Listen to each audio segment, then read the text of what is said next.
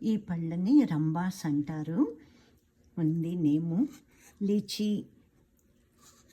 లీచీకి చెందినవి. Lychee fruits ఎలా ఉంటాయో అలా ఉంటాయి, తీయగా ఉంటాయి.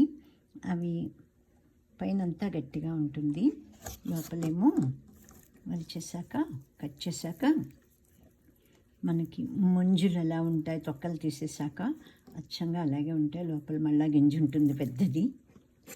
తినేది చాలా తక్కువ ఉంటుంది, గింజ పైన తొక్క అంతా తీసేస్తాను.